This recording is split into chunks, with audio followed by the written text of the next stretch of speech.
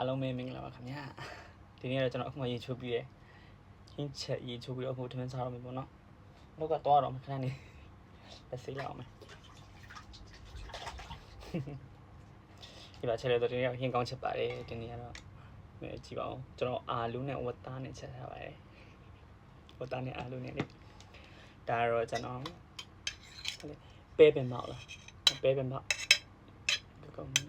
ဒါပဲပင်မောက်ချောပါနော်ဒီတော့ကျွန်တော်တို့စီရလို့ပဲမောင်တေးတေးလေးမရှိဘူးဒီမှာလေကျွန်တော်ဝယ်ပဲမောင်တို့ဟာကြီးလူတောင်ရိုက်တက်လို့ရတဲ့အကြီးကြီးပဲကျွန်တော်ပြရမယ်ဒီလိုအကြီးကြီးလေကျွန်တော်စီရပဲမောင်တေးတေးလေးဟုတ်တယ်မလားကျွန်တော်ကအဲ့ကျွန်တော်ချက်သွင်းနီကိုကျွန်တော်ငရုတ်တိအကြက်မှုန်နဲ့တမယာကြီးဆန်းပြီးတော့တုတ်ထားပါတယ်ချင်းချင်းဆက်လေးစားကျွန်တော်ဆက်ဆိုငရုတ်တိမှုကတိတ်မဆက်ဘူးနော်ကျွန်တော်အဆက်ကြိုက်လို့ကြိုက်တယ်အရင်မစားနိုင်ပါဘူးအဆက်ကြီးအရင်ကြီးလေအရင်ဆက်လို့ရှင်မနေနိုင်ဘူးဟိုတော်ရုံတင်အောင်လည်းပဲပေါ့ဗျာ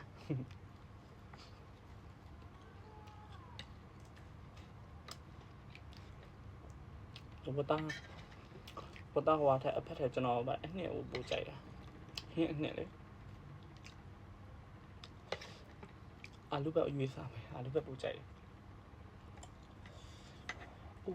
ပူလိုက်တာအခုမှချက်ပြီးရဆို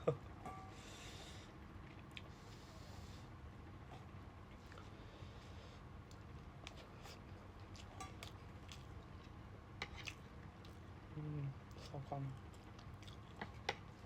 မနေ့ကငယ်သေးတော့ရှိသေးတယ်လေမနေ့ကငယ်သေးအကျန်ငယ်သေးနဲ့ငပိနဲ့ကြော်တာအစားအောင်ငယ်သေးနဲ့ငပိနဲ့ကြော်တာကြသူဟိုလောက်ထိထားလို့ရတယ်ဒီတိုင်းကိုတက်ရလေးထားမယ်လို့3-4ရက်လောက်ထိအနေဆုံးထားလို့ရတယ်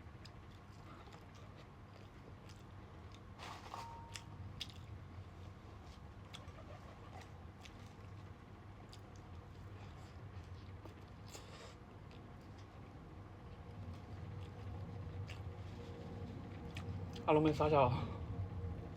ကျွေးဖို့မင်းနေကျွန်တော်အားလုံးစားကြပါအောင်နော်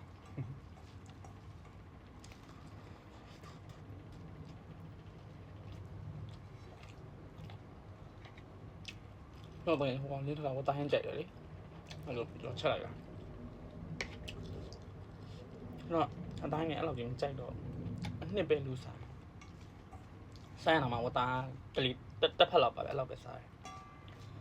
တော့ငယ်ငယ်တုန်းကဆိုလို့ရှိရင်လေဝတာဟင်းဘယ်လောက်ထိကြိုက်လဲဆိုတော့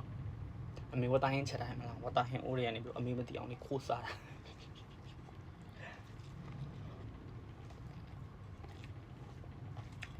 ကျွန်တော်ဒီမှာဆိုလို့ရှိရင်ပွဲတွေပါရှိရလေအရင်တော့ပေါ့နော်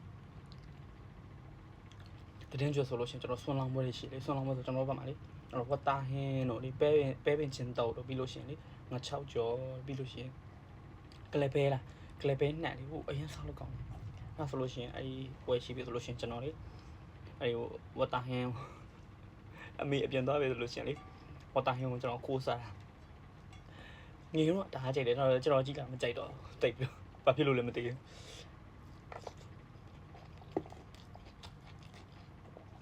ကြည့်လာကျွန်တော်လေအချင်းနေပဲကြိုက်တော့အချင်းတော့တီးတုတ်လို့ပါအခုတမယာလေးတုတ်တော့အဲ့လိုမျိုးပဲကြိုက်တော့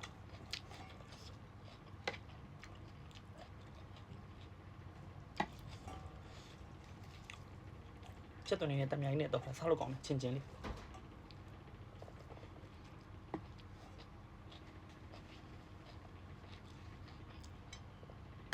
တောင်စားမကြည့်ရလေကြော်ပြီးတော့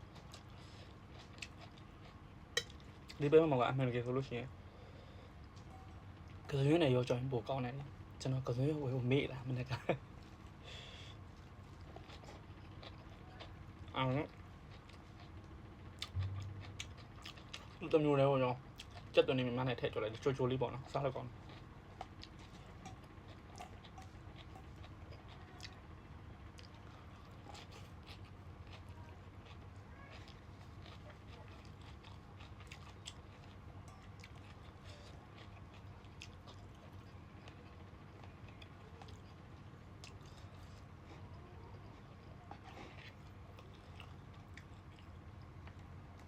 ကျွန်တော်အဲ့လိုအတိုင်းဆိုတယ်မှာဝတ်သားတို့ဘာလို့အဲ့ဒါလေးဆိုလို့ပြောမှာ တိတ်ပြီးဟိုမှာဖြစ်ပေါ်တော့ကျွန်တော်စက်သားလေးဗမာချက်တော့ကြိုက်တယ်ဗမာချက်ကြော်ထားလို့ရှိရင်ကျွန်တော်အမြဲတမ်းထိုင်စားနေဗမာချက်ကြော်လေးစီပစ်ချက်တော့အရင်မကြိုက်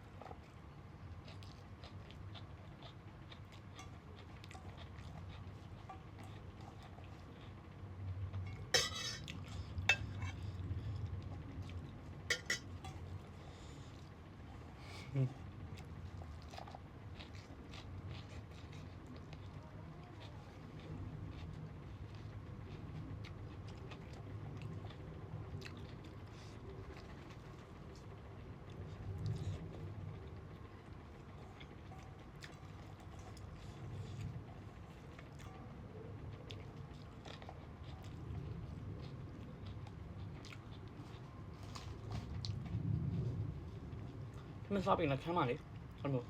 ဘေးလို့ရှင်မနေတာကျွန်တော်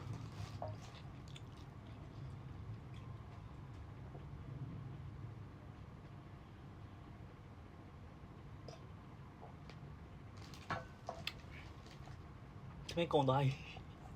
ကျွန်တော်သမီးစားလည်းမြန်တယ်ဘယ်ဆိုတော့အဲ့ကျွန်တော်သမီးစားမြန်တာလေဘာကြောင့်မြန်တာလဲမသိဘူးအော်ကျွန်တော်ပြောပြဘာကြောင့်မြန်တာလဲဆိုတော့ကျွန်တော်တို့လေအရင်တော့ဆိုလို့ရှိရင်ဗီဒီယိုခက်ကိုကျွန်တော်တို့ငယ်ငယ်လေးတော့ဗီဒီယိုဒီကြော်စောဟိန်းတို့ပြီးသူတို့အရင်ခက်စားတာဟုတ်အဲ့တော့ဆိုလို့ရှိရင်ကျွန်တော်တို့ကတော့ပြောက်ဝေပြတ်တာတို့လေရွှေဖြင်းကြီးရွှေဖြင်းကလေးတို့လေအဲ့ဒီခက်တော့ပါတော့ကျွန်တော်ကလေးပဲရှိသေးတာအဲ့တော့ကျွန်တော်အတော်လေးရှိတယ်သူတို့ကကျွန်တော်တို့ဗီဒီယိုသွားကြည့်တာကိုရောင်မှဗီဒီယိုမရှိတခြားရောသွားကြည့်ရတာအဲ့ဒီပေါ့နော်သူတို့တွေက sorry သူတို့ကဗီဒီယိုသွားကြည့်တဲ့အခါမှာကျွန်တော်တို့ကကျတော့အမေတယောက်ပဲရှိတာဟိုအဖေကလည်းမရှိဆိုတော့အမေကစိတ်ကြောင်းပြန်လာမှဟင်းနေပါလေချက်တယ်ဆိုတော့ညဗီဒီယိုသွားကြည့်တဲ့အချိန်မှာဟင်းကချက်လို့မပြီးသေးဘူးအဲ့ဒါဆိုတော့ကျွန်တော်အတော်တွေကသူတို့ကဗီဒီယိုသွားကြတော့မယ်အဲ့ဒီအချိန်မှာဟင်းကလည်းမချက်သေးဘူးသူတို့ကျွန်တော်တို့အိမ်ကိုရောက်လာတော့ခါကြမှာဟင်းကချက်တယ်ကျွန်တော်တို့အိမ်ကနေမိပန်တက်ဆင်သွားတာဟိုတခြားရောက်ဘက်ကိုအဲ့လိုဆိုတော့သူတို့ကျွန်တော်အတော်တွေရောက်လာတဲ့အချိန်မှာထမင်းဟင်းချက်ရုံပဲရှိသေးရဲ့အဲ့မှာကိုကလိုက်ချင်စောနေပေါ့သူတို့ကထမင်းစားမပြီးလို့ရှိရင်မခေါ်ဘူးဗီဒီယိုအဲ့လိုမျိုးထားခဲ့မှာပြောတော့ထမင်းကိုအဲ့မှာစားတယ်လေအတကုံလေးအမြန်စားတာအဲ့နေတိုင်းလိုဖြစ်သွားအဲ့ဒီကလေးကလေထမင်းစားတဲ့အကျင့်အမြန်နဲ့အကျင့်ပါလာတာလေကိုကဗီဒီယိုမကြည့်အောင်ဆိုလို့ပေါ့နော်မလိုက်မှာဆိုတော့ထမင်းကိုအတကုံမြန်စားတာအဲ့ဒါနေထမင်းစားတဲ့အကျင့်ပါလာတာအမြန်စားတဲ့အကျင့်ပေါ့နော်ဒီတော့ပါပြီထမင်းစားအကန်းနေတာပေါ့အလုံးမှာဆိုရင်တငယ်ချင်းတွေဆောက်လို့ရှိရင်ကျွန်တော်အရင်ဆုံးပြီးရကျွန်တော်နောက်မှဆိုင်တယ်သူတို့ထပ်အရင်ပြီးအဲ့ပါဘောလည်းမတချို့ကရှိရထမင်းစားတဲ့အချိန်ပဲစိန်အရှိဆုံးပေါ့နော်ထမင်းစားတဲ့အချိန်ကိုသူတို့အကြာကြီးစားကြကျွန်တော်အဲ့လိုမျိုးထမင်းကိုအကြာကြီးမစားတော့ဘူးဟုတ်ကဲ့ပါဒီနေ့တော့ပါပဲကျွန်တော်ခုကြည့်ရှုပါပေးကြရဲ့တငယ်ချင်းတွေအကုန်လုံးပေါ့နော်တငယ်ချင်းတွေဆိုဦးတော်တော်ကိုအကုန်လုံးကျွန်တော်